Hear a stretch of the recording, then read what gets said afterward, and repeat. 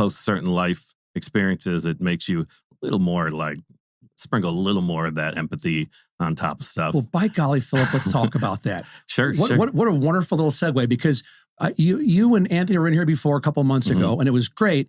But we talked afterwards, and it was like what you went through was such a life-changing experience that most people hopefully never have to go through.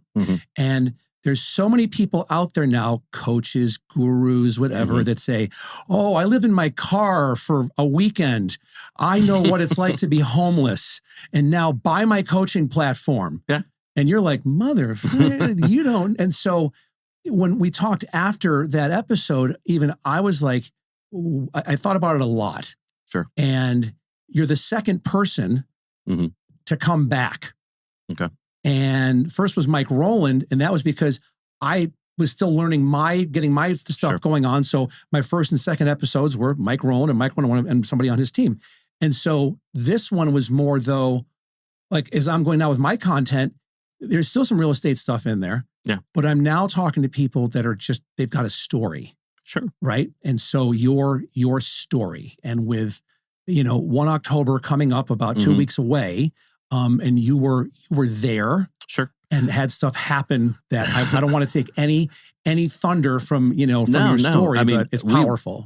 I had went to the Route 91 Harvest Festival every year. Are you a country guy? Are you a country western guy? I more or less. I grew up in Minnesota, and so I was only allowed to listen to country music growing up.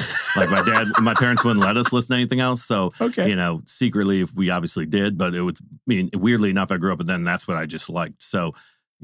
I've always enjoyed, post my first marriage, I wanted to go to a lot more concerts and do that kind of stuff. And the Harvest Festival was one I always went to just because I really enjoyed being able to stay in the casinos and on the strip and then walk across the street and then walk back. So I'd went every year. And then the year before the shooting, I'd actually was like one of my first dates with my now wife. And I'd taken her. So I was like, next year, we're going to do this big, we had people coming with us. We all stayed right at Mandalay Bay. Night 1, 2 goes by. It's like perfect. It's what you want. You party all the time there.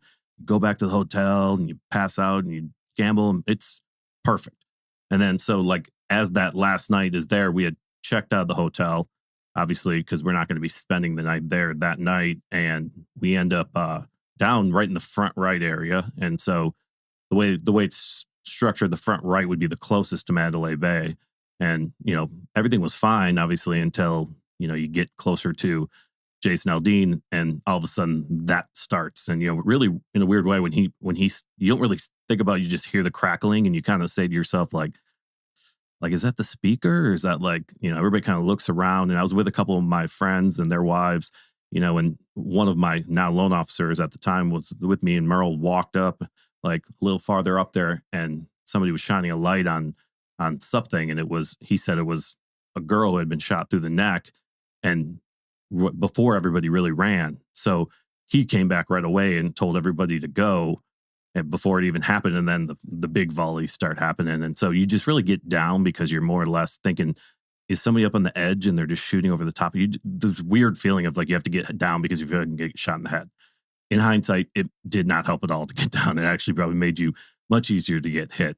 But when you see from above just how packed in we were, the person shooting just had to point down there. I mean, it'd be harder to hit the ground than it would be a human, because that's how tight the people were packed.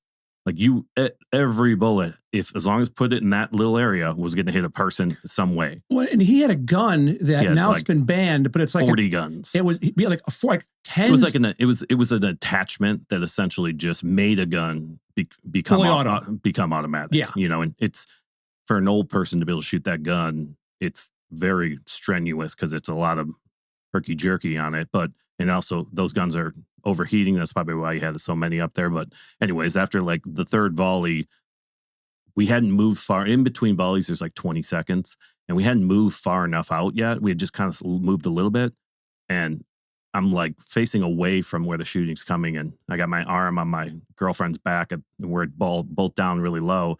And all of a sudden, I just hear this crack, like the cracking noise of like when the bullet gets really close, it's like a crack instead of like the muzzle noise. And I can hear it coming from my right side, and then all of a sudden, just boom. my left side, and I was like, it felt like somebody took a running start at me with the steel-toed boot and just kicked me as hard as they could kick me. I mean, just all the air immediately pushed out of your body. Like, and in hindsight now, I know like that bullet didn't exit me. So all of its energy was dissipated inside my body after it went in, because the hole was very small where it went in.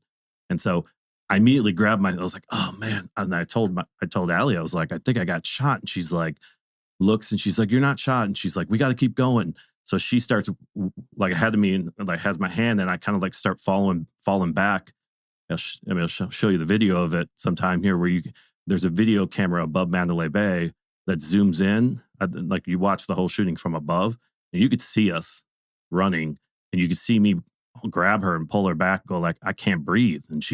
And you know, it's from far away, but you can definitely tell because I had a blue shirt on and a white hat. So you can see me hold her back. And she's like, I'm like, I can't breathe. Because as soon as I started taking a couple of steps, I didn't know, but my left lung the bullet went through my lung. And I'm like, I can't take a deep breath. So you're already huffing and puffing because you're in the middle of something that's got your adrenaline going. And then all of a sudden you just cannot breathe at all. And so I'm like, you got to slow down. And somehow when you see the video, I'm moving. You're going to be like, holy crap, you were shot and you're moving. Man, your adrenaline, you'll do anything at that point to get away from there. So we finally make it out of there.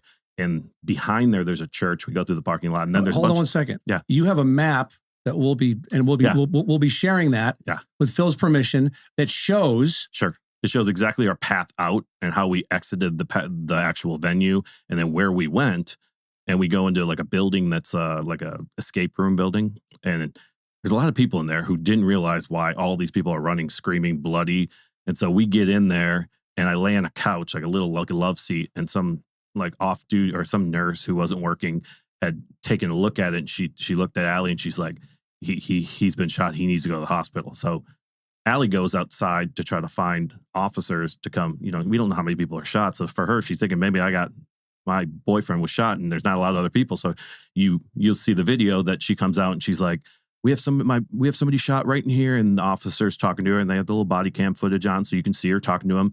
And you know, she's very panicked but calm nonetheless. And he tells her to bring me out to the street where they're like kind of triaging people. And so they bring me out, and you see me walk across like very gently, and you know, you're kind of like it was, in hindsight, I felt like I couldn't breathe at all, but you could see me walking kind of like just taking little breaths. And I lay on the side, and down the street, there was like ambulances and trucks and things of that nature, but they weren't coming all the way down to us.